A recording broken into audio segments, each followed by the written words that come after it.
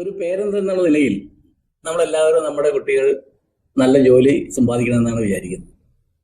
അപ്പോൾ അതൊരു കരിയർ ഡിസിഷനാണ് നമ്മൾ ചെയ്യുന്നത്. ആ കരിയർ ഡിസിഷൻ വളരെ പ്രധാനപ്പെട്ടതാണ്.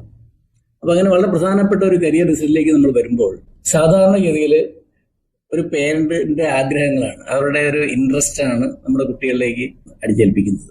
നമ്മുടെ പേരന്റ് അവർക്ക് അവരുടെ ജീവിതകാലത്ത് ചെയ്യാൻ പറ്റാതിരുന്ന ചില കാര്യങ്ങൾ കുട്ടികളിൽ കൂടി അവർ ചെയ്യാനായിട്ട് ശ്രമിക്കും.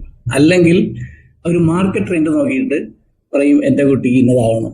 സാധാരണഗതിയിൽ ഇപ്പോൾ ഒരു കാലത്ത് IT വളരെ ട്രെൻഡിലായിരുന്നു. അപ്പോൾ അവർ പറയും ഓക്കെ IT പോയാൽ മതി. അപ്പോൾ IT പോകുമ്പോഴത്തേക്ക് എന്താണ്, ജോലി സാധ്യതകൾ കൂടുതലാണ്, നല്ല ശമ്പളമുണ്ട്, പിന്നെ ഇന്ത്യക്ക് വെളിയിലേക്ക് US UK പോകാൻ സാധിക്കും. അപ്പോൾ ഇങ്ങനെ ആ മാർക്കറ്റ് ട്രെൻഡ് നോക്കിയും ചിലവർ കരിയർ ഡിസിഷൻ എടുക്കും. അപ്പോൾ ഈ ഡിസിഷൻ എല്ലാം ചെന്നെത്തുന്ന ഒരു പോയിന്റ് ഉണ്ട്. അതായത് യഥാർത്ഥമായിട്ട് ഈ കുട്ടിക്ക് ആ കഴിവുണ്ടോ ഇല്ലയോ എന്നുള്ളതാണ് അവിടെ വരുന്നൊരു മെയിൻ പ്രോബ്ലം. അപ്പോൾ ഈ കുട്ടികളുടെ കഴിവിനെ പറ്റി യാതൊന്നും അറിയാതെ നമ്മളൊരു കരിയർ ഡിസിഷൻ എടുക്കുകയാണ്. അതുകൊണ്ട് എന്ത് പറ്റും, ചിലപ്പോൾ ജോലിക്ക് കയറാൻ പറ്റില്ല. അതിന് മുമ്പായിട്ട് ചിലപ്പോൾ നമ്മൾ ആ സബ്ജക്റ്റ് നമുക്ക് പഠിക്കാൻ പറ്റാതെയായി പോകും.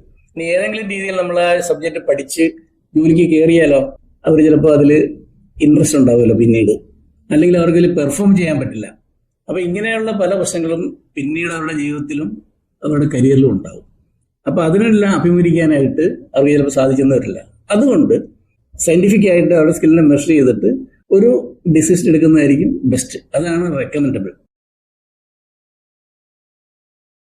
അതിന് കോമ്പസ് നൗ അസസ്മെന്റ് എന്ന് പറഞ്ഞൊരു ടൂൾ ഉണ്ട്. പേറ്റന്റഡ് ആണ്, ഗവൺമെന്റ് ഓഫ് ഇന്ത്യയുടെ അപ്രൂവൽ ഉള്ളതാണ്.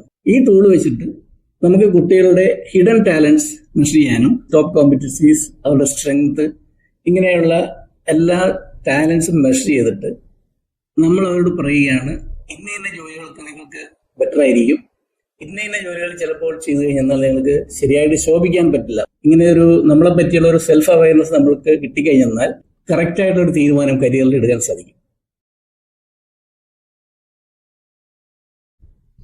എന്തിനാണ് നമ്മളൊരു യഥാർത്ഥമായ കരിയർ ഡിസിഷന്റെ ആവശ്യകത എന്ന് ചോദിച്ചു കഴിഞ്ഞാൽ, ഇപ്പോൾ ഫോർ എക്സാമ്പിൾ പറയുകയാണെങ്കിൽ മോഹൻലാൽ അഭിനയത്തിൽ അഗ്രഗണ്യനാണ്. പക്ഷേ പുള്ളി ക്രിക്കറ്റ് കളിക്കാൻ പോയിട്ട് ഫസ്റ്റ് ബോൾ തന്നെ പുള്ളി ഔട്ടായി. പക്ഷേ അഭിനയത്തിന്റെ കാര്യത്തിൽ പുള്ളി ഇപ്പോഴും അഗ്രഗണ്യനാണ്, നോട്ട് ഔട്ടാണ്. അപ്പൊ ഇത് എന്തുകൊണ്ടാണ് ഇങ്ങനെ സംഭവിക്കുന്നത്? ഇത് ശരിക്കും ഓരോരുത്തർക്കും ഒരേ ജോലി, അവരുടെ കഴിവനുസരിച്ചുള്ള ജോലികൾ. ഇപ്പൊ മോഹൻലാൽ അഭിനയിക്കാൻ ശക്തനാണ്, നന്നായിട്ട് അഭിനയിക്കും, പക്ഷേ ക്രിക്കറ്റ് കളിക്കാൻ സാധിക്കില്ല. അപ്പോൾ എല്ലാവർക്കും എല്ലാ ജോലിയും ചെയ്യാൻ പറ്റില്ല. No one is good at everything, but everyone is good at something.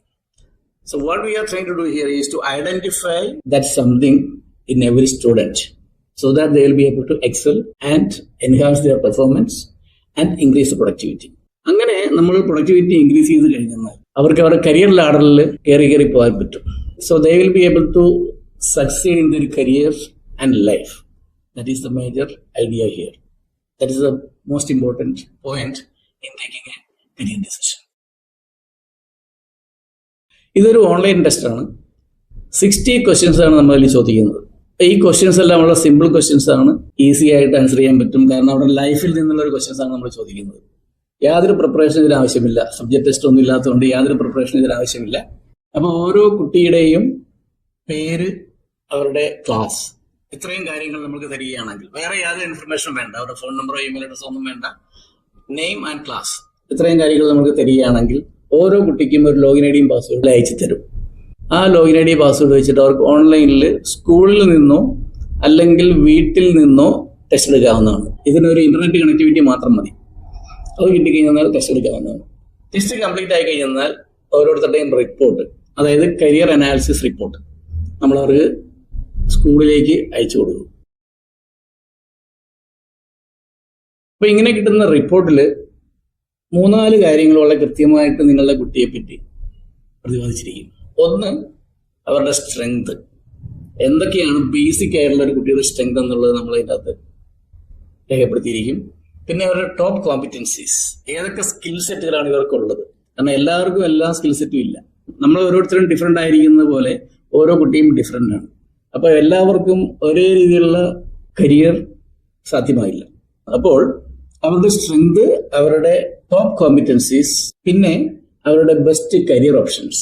അപ്പോൾ അതിലൊരു 5-6 ഓപ്ഷൻസ് സാധാരണ ഇതിലൊരു 80 to 100% മാച്ചിങ് വരുന്ന ജോബ്സുകൾ നമ്മൾ ആദ്യം ലിസ്റ്റ് ഔട്ട് ചെയ്യും. As option 1. അതിൽ ഇപ്പോൾ ഫോർ എക്സാമ്പിൾ ഈ കുട്ടിയുടെ കഴിവ് നോക്കിയിട്ട് ചിലപ്പോൾ കുട്ടിക്ക് ഒരു സോഫ്റ്റ്വെയർ എഞ്ചിനീയറിംഗിലേക്ക് കയറാൻ സാധിക്കും, അല്ലെങ്കിൽ ചിലപ്പോൾ സോഫ്റ്റ്വെയർ ഡിസൈനിങ് ആയിരിക്കാം, അല്ലെങ്കിൽ ഡാറ്റ അനലിറ്റിക്സ് ആയിരിക്കും, അപ്പോൾ അത് ഡിസൈനിങ്ങുമായിട്ട് ബന്ധപ്പെട്ടായിരിക്കാം, അല്ലെങ്കിൽ മേ ബി റിസർച്ച് ആയിരിക്കാം, അല്ലെങ്കിൽ മേ ബി പൈലറ്റ് ആകാനായിരിക്കാം. അപ്പൊ അങ്ങനെ അവരുടെ കഴിവ് എന്താണോ അതിനനുസരിച്ചിട്ട് നമ്മൾ അവരിലേക്ക് അലൈൻ ചെയ്യുകയാണ് ചെയ്യുന്നത്. 80-100% മാച്ചിങ് ഉള്ള ജോബ്സ് ആദ്യം ലിസ്റ്റ് ഔട്ട് ചെയ്യുന്നു. അത് കഴിഞ്ഞിട്ട് 70-80% മാച്ചിങ് ജോബ്സ് ലിസ്റ്റ് ഔട്ട് ചെയ്യും. പിന്നെ 60-70% matching jobs will be listed out. ഇതിനുശേഷം ഏതൊക്കെ കരിയേഴ്സ് ആണ് അവോയ്ഡ് ചെയ്യേണ്ടത്? ഞാൻ നേരത്തെ സൂചിപ്പിച്ചു, എല്ലാ ജോബ്സും എല്ലാവർക്കും ചെയ്യാൻ പറ്റില്ല. പലർക്കും ചിലർക്ക് ചില ജോബ് നല്ലതായിരിക്കും, ഈസി ആയിട്ട് ചെയ്യാൻ പറ്റും, വേറെ ചിലർക്ക് ആ ജോബ് ഈസി ആയിട്ട് ചെയ്യാൻ പറ്റില്ല. അപ്പൊ അതുകൊണ്ട് അവരുടെ പേഴ്സണാലിറ്റിക്കും അവരുടെ സ്കില്ലിനും അനുസൃതമായിട്ടുള്ള അല്ലാത്ത ജോലികൾ അവർക്ക് അവോയ്ഡ് ചെയ്യാന്നുള്ള ഒരു സെക്ഷനിലേക്ക് നമ്മൾ കൊണ്ടുവന്നിട്ടുണ്ട്. ഇതുകൂടാതെ അവരുടെ VAK അനാലിസിസ് എന്ന് പറഞ്ഞാൽ വിഷ്വൽ, ഓഡിറ്ററി ആൻഡ് കിനസ്തെറ്റിക്. ഇത് അവരുടെ ലേണിംഗ് സ്ട്രാറ്റജിയാണ്. എങ്ങനെയാണ് അവർക്ക് ഇൻഫർമേഷൻ കളക്ട് ചെയ്യാൻ പറ്റുക, അല്ലെങ്കിൽ എങ്ങനെയാണ് അവർക്ക് ബെസ്റ്റ് പഠിക്കാനുള്ള ഓപ്ഷൻസ്, രീതികൾ എന്തൊക്കെയാണെന്നുള്ളത് നമ്മൾ അവിടെ സ്കില്ല് ചെക്ക് ചെയ്ത് നമ്മൾ പറയും. ഇപ്പോൾ എന്ന് പറഞ്ഞാൽ വിഷ്വൽ ആണ്. എന്ന് പറഞ്ഞാൽ നമ്മൾക്ക് ചില കുട്ടികൾ കണ്ടുപിടിക്കുകയോ അല്ലെങ്കിൽ ബുക്ക് വായിച്ച് കാര്യങ്ങൾ മനസ്സിലാക്കുക, അങ്ങനെ ഒരു കാറ്റഗറി ആൾക്കാരുണ്ട്. ഇനി വേറൊരു കാറ്റഗറി എന്ന് പറയുന്നത് ഓഡിറ്ററിയാണ്. അവര് കേട്ടിട്ട് അവർ മനസ്സിലാക്കുന്ന കാര്യങ്ങൾ. അപ്പൊ കാണുന്നതിനേക്കാൾ കൂടുതലായിട്ട് അവർക്ക് കേൾക്കാനായിരിക്കും അവരുടെ സ്റ്റൈല്, അവർക്ക് താല്പര്യം. അങ്ങനെ അവർ കൂടുതൽ കാര്യങ്ങൾ മനസ്സിലാക്കും. വേറെ ചില കുട്ടികൾ അവർക്ക് ചെയ്തു പഠിക്കാനായിരിക്കും കൂടുതൽ ഈസി. അപ്പൊ കണ്ടുപിടിക്കുക, കേട്ടുപഠിക്കുക, ചെയ്തു പഠിക്കുക. അപ്പൊ ഇതിലേതാണ് നിങ്ങളുടെ കുട്ടി ഏത് സെക്ഷനിലാണ് വിടുന്നതെന്ന് വെച്ചെന്നാൽ അതിലേക്ക് ആവശ്യമായ പോയിന്റ്സുകൾ നമ്മൾ ഈ റിപ്പോർട്ടിൽ ലിസ്റ്റ് ഔട്ട് ചെയ്യും. പിന്നെ വേറെ സംഭവിക്കാവുന്നത്, ചിലർക്ക് ഫോർ എക്സാമ്പിൾ മെഡിസിന് പോകണം, പക്ഷെ മെഡിസിൻ്റെ അത് ലിസ്റ്റ് ഔട്ട് ചെയ്തിട്ടില്ല. അപ്പൊ അങ്ങനെയാണെങ്കിൽ ലിസ്റ്റ് ഔട്ട് ചെയ്തിട്ടില്ല, അല്ലെങ്കിൽ ഓപ്ഷൻ 2-ലാണ് അല്ലെങ്കിൽ ഓപ്ഷൻ 3-ലാണ് കിടക്കുന്നത്. അപ്പോൾ നമ്മളുടെ റിപ്പോർട്ട് പ്രകാരം ഈ കുട്ടിക്ക് മെഡിസിനേക്കാൾ നല്ല ഫീൽഡ് വേറെ ഉണ്ട് എന്നാണ്. ഓപ്ഷൻ 1-ലുള്ള ഫീൽഡ്സ് വേറെ ഉണ്ട്. പക്ഷേ മെഡിസിന് പോയേ പറ്റുള്ളൂ എന്നുണ്ടെങ്കിൽ എന്തൊക്കെ സ്കില്ലാണ് ഇതിനു വേണ്ടി നമ്മൾ അപ്ഡേറ്റ് ചെയ്യേണ്ടത് അല്ലെങ്കിൽ എൻഹാൻസ് ചെയ്യേണ്ടത്, ആ സ്കിൽ എന്തൊക്കെയാണെന്നുള്ളത് നമുക്ക് ഈ റിപ്പോർട്ടിൽ നിന്ന് മനസ്സിലാക്കാൻ പറ്റും. 8ാം ക്ലാസ് മുതൽ 12ാം ക്ലാസ് വരെയുള്ള കുട്ടികൾക്കാണ് ഈ ടെസ്റ്റ് നമ്മൾ എംപ്ലോയ് ചെയ്യുന്നത്. കാരണം അതിനു മുമ്പുള്ള കുട്ടികൾക്കും ടെസ്റ്റ് എടുക്കാം, പക്ഷേ അവരുടെ തലച്ചോറിലെ ബ്രെയിൻ പാറ്റേൺസ് അല്ലെങ്കിൽ നമ്മൾ ന്യൂറൽ പാത്വേസ് എന്ന് പറയും, ഈ ന്യൂറൽ പാത്വേസ് കറക്റ്റ് ആയിട്ട് വികസിച്ചിട്ടുണ്ടാവില്ല. അതിപ്പോഴും still it is in the growing stage. അപ്പൊ അത് ആ പാറ്റേൺസ് സെറ്റിൽ ആകുന്നവരെ നമ്മൾ ടെസ്റ്റ് എടുത്തു കഴിഞ്ഞാൽ അത് കറക്റ്റ് ആകണമെന്നില്ല. പക്ഷെ എങ്കിൽ തന്നെ 6ാം ക്ലാസ് മുതലുള്ള കുട്ടികൾക്കും ടെസ്റ്റ് എടുക്കാം. എടുത്തു കഴിഞ്ഞാൽ നമ്മൾക്ക് അവരുടെ ആ കുട്ടിയുടെ ഒരു ഇൻക്ലിനേഷൻ എങ്ങോട്ടാണ് അവരുടെ കുട്ടിയുടെ കഴിവിന്റെ പോക്ക് എങ്ങോട്ടാണെന്നുള്ളത് നമുക്ക് മനസ്സിലാക്കി പറ്റും. അപ്പൊ ഇത് പേരൻസിന് ശരിക്കും നല്ലതാണ്. നമ്മളിപ്പോൾ ഈ ടെസ്റ്റ് കണ്ടക്ട് ചെയ്യുന്നത് 8ാം ക്ലാസ് മുതൽ 12ാം ക്ലാസ് വരെയുള്ള കുട്ടികൾക്കാണ്. ഇത് വെച്ചിട്ട് നമുക്ക് അവരുടെ കരിയർ പാത്വേ എന്താണെന്നുള്ളത് കണ്ടുപിടിക്കാൻ സാധിക്കും.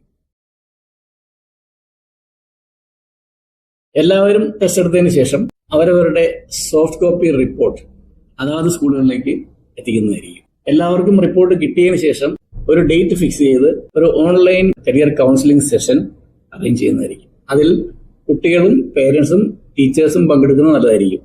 അപ്പോൾ ഓരോരുത്തർക്കും ഓരോ കുട്ടിയെ പറ്റിയുള്ള അവരവരുടെ കുട്ടിയെ പറ്റിയുള്ള കാര്യങ്ങൾ വ്യക്തമായിട്ട് മനസ്സിലാക്കാൻ സാധിക്കും. ഇതും ഒരു ഓൺലൈൻ കൗൺസിലിംഗ് സെഷനാണ്. മാർക്കറ്റിൽ 3-4 ടൂളുകൾ അവൈലബിൾ ആണ് ഈ കരിയർ അനാലിസിസ് നടത്തുന്നത്. അത് US നിന്നുണ്ട്, UK നിന്നുണ്ട്, ഇന്ത്യയിൽ നിന്നുള്ള വേറെ ലോക്കൽ ടൂൾസുകളുണ്ട്. പക്ഷെ ഇവരെല്ലാം ചെയ്യുന്നത് ഒരു പേഴ്സണൽ പ്രൊഫൈലിംഗ് ആണ്. എന്ന് പറയുന്നാൽ നമ്മളുടെ പേഴ്സണാലിറ്റിയാണ് ചെക്ക് ചെയ്യുന്നത്, പേഴ്സണാലിറ്റി ടൈപ്പ്. ഫോർ എക്സാമ്പിൾ ഇപ്പൊ ഡിസ്ക് അനാലിസിസ് എന്ന് പറഞ്ഞൊരു ടൂൾ, അവർ ചെക്ക് ചെയ്യുന്നത് ഈ DISC എന്ന് പറയുന്ന ഒരു ടൈപ്പാണ്, പേഴ്സണാലിറ്റി ടൈപ്പ്. നമ്മൾ ടെസ്റ്റ് എടുക്കുമ്പോൾ ഈ ടെസ്റ്റിൽ നമ്മൾ ഏത് ടൈപ്പ് ആളാണ് എന്നുള്ളതാണ് അവർ ചെക്ക് ചെയ്യുന്നത്. അങ്ങനെ ചെക്ക് ചെയ്ത് കഴിഞ്ഞിട്ട് അവർ പറയും ഇന്ന ടൈപ്പിൽപ്പെട്ട ആൾക്കാർക്ക് ഇന്ന കാര്യങ്ങൾ ചെയ്യാൻ സാധിക്കും, അല്ലെങ്കിൽ ഇന്ന കാര്യങ്ങൾ ചെയ്യാൻ സാധിക്കില്ല എന്നുള്ളത് അവർ ഓൾറെഡി റെഡിമെയ്ഡ് ആയിട്ട് സെറ്റ് ചെയ്ത് വെച്ചിട്ടുണ്ട്. അതേപോലെ തന്നെ വേറൊരു പ്രൊഡക്റ്റ് ആണ് MBTI എന്ന് പറഞ്ഞിട്ട് UK നിന്നുള്ളത്. ഈ 8 പേഴ്സണൽ പാറ്റേൺസ് ആണ് അവർ മെഷർ ചെയ്യുന്നത്. ബേസിക്കലി 4 അതിൽ നിന്നും അതിന്റെ ഓപ്പോസിറ്റ് ട്രേറ്റ്സും കൂടി എടുത്തിട്ട് 8 ട്രേറ്റ്സ് ആണ് അവർ ചെക്ക് ചെയ്യുന്നത്. ഇതേപോലെ ബ്രെയിൻ ബെഞ്ച് ഉണ്ട്, തോമസ് പ്രൊഫൈലിംഗ് ഉണ്ട്, ഇങ്ങനെ പല ടൂൾസ് മാർക്കറ്റിൽ അവൈലബിൾ ആണ്. പക്ഷെ നമ്മൾ ചെയ്യുന്നത് ഇതിൽ നിന്ന് വ്യത്യസ്തമായിട്ട് കോമ്പിറ്റൻസി ബേസ്ഡ് അനാലിസിസ് ആണ് കോമ്പസ് നൗ ചെയ്യുന്നത്. It's A new methodology. അതുകൊണ്ടാണ് നമ്മൾ ഗവൺമെന്റ് ഓഫ് ഇന്ത്യ എന്നുള്ള പേറ്റന്റ് ചെയ്യാൻ വേണ്ടി കിട്ടിയത്. വേറെ പല കൺട്രികളിലും നമ്മൾ ഇതിന്റെ പേറ്റന്റിന് വേണ്ടി ഇപ്പോൾ അപ്ലൈ ചെയ്തിട്ടുണ്ട്. ഈ ടൂൾ ചെയ്യുന്നത് ടെസ്റ്റ് എടുക്കുന്ന ഓരോ വ്യക്തിയുടെയും കോമ്പിറ്റൻസിയാണ് മെഷർ ചെയ്യുന്നത്. 400ഓളം കോമ്പിറ്റൻസി ഒരു കുട്ടിയിൽ മെഷർ ചെയ്തിട്ടാണ് നമ്മളൊരു തീരുമാനത്തിലേക്ക് എത്തുന്നത്. ഇവിടെ പേഴ്സണാലിറ്റി ടൈപ്പ് അല്ല നമ്മൾ ചെയ്യുന്നത്, അതിനു പകരം കുട്ടിയുടെ കോമ്പിറ്റൻസിയാണ് അനലൈസ് ചെയ്യുന്നത്. ഒരു ജോബ് ഭംഗിയായിട്ട് ചെയ്യാനായിട്ട് ഏതാണ്ട് 8 മുതൽ 10 വരെ കോമ്പിറ്റൻസി ആവശ്യമാണ്. ഒരു എക്സാമ്പിൾ പറയുകയാണെങ്കിൽ, സെയിൽസ് ജോബ് ചെയ്യണമെങ്കിൽ അവർക്ക് വേണ്ടത് കമ്മ്യൂണിക്കേഷൻ സ്കില്ല് വേണം, പ്രസന്റേഷൻ സ്കില്ല് വേണം, നെഗോഷിയേഷൻ സ്കില്ല് വേണം, കസ്റ്റമർ ഫോക്കസ് വേണം. അല്ലെങ്കിൽ ട്രാവലിംഗുമായിട്ട് ബന്ധപ്പെട്ടതാണ് സെയിൽസ് ആണെങ്കിൽ ട്രാവലിനുള്ള ഇൻട്രസ്റ്റ് വേണം. എല്ലാവർക്കും അത് ഉണ്ടാവണമെന്നില്ല. അപ്പൊ ഇങ്ങനെ കുറച്ച് കോമ്പിറ്റൻസീസ് ഉണ്ടെങ്കിൽ മാത്രമേ നമുക്ക് പറയാൻ പറ്റൂ ഈ കുട്ടിക്ക് സെയിൽസ് ചെയ്യാൻ പറ്റൂ. അല്ലാതെ കമ്മ്യൂണിക്കേഷൻ സ്കില്ല് മാത്രം വെച്ചിട്ട് നമുക്ക് സെയിൽസിൽ ശോഭിക്കാൻ പറ്റില്ല. കമ്മ്യൂണിക്കേഷൻ സ്കിൽ ഉണ്ടെങ്കിൽ നല്ലതാണ്, but that is only one of the competencies needed for the sales job. അപ്പൊ മറ്റ് ടൂളുകളെല്ലാം പറയുന്നത് കമ്മ്യൂണിക്കേഷൻ സ്കിൽ ഒരു വ്യക്തിക്ക് ഉണ്ടെങ്കിൽ ആ ടൂൾ പറയുന്നത് അവർക്ക് കമ്മ്യൂണിക്കേഷനുമായിട്ട് ബന്ധപ്പെട്ട എന്ത് ജോലിയും ചെയ്യാം. ഫോർ എക്സാമ്പിൾ സെയിൽസ് ജോബ് ചെയ്യാം, കാരണം അതിൽ കമ്മ്യൂണിക്കേഷൻ വേണം. അല്ലെങ്കിൽ ട്രെയിനിങ് ചെയ്യാൻ പറ്റും, ടീച്ചറാകാൻ പറ്റും, കാരണം അതിനകത്ത് കമ്മ്യൂണിക്കേഷൻ ഉണ്ട്. അല്ലെങ്കിൽ ഒരു അഡ്വക്കേറ്റ് ആകാൻ പറ്റും, കാരണം അഡ്വക്കേറ്റിന് അവിടെ ഒരു പവർഫുൾ കമ്മ്യൂണിക്കേഷൻ വേണം. അല്ലെങ്കിൽ ഒരു PR പബ്ലിക് റിലേഷൻ ഓഫീസറായിട്ട് വർക്ക് ചെയ്യാൻ പറ്റും. ഇങ്ങനെ പല ജോബുകൾ ചെയ്യാൻ പറ്റുമെന്നാണ് പറയുന്നത് ഒരു സ്കില്ലുണ്ടെങ്കിൽ. പക്ഷെ നമ്മുടെ ടൂളിൽ പറയുന്നത് അങ്ങനെയല്ല. 8 മുതൽ 10ഓളം സ്കിൽസ് ചെക്ക് ചെയ്തിട്ടാണ് നമ്മൾ പറയുന്നത് ഒരു കുട്ടിയുടെ ജോബ് ഓക്കെ ആണ്, അല്ലെങ്കിൽ ഈ ജോബിന് പോകാം, ഈ ജോബിന് പോകരുത് നമ്മൾ പറയുന്നത്.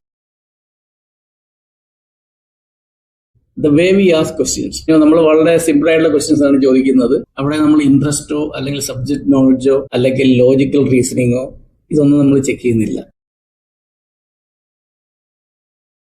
The Compass team is comprised of NLP practitioners, psychologist, HR professionals and IT professionals.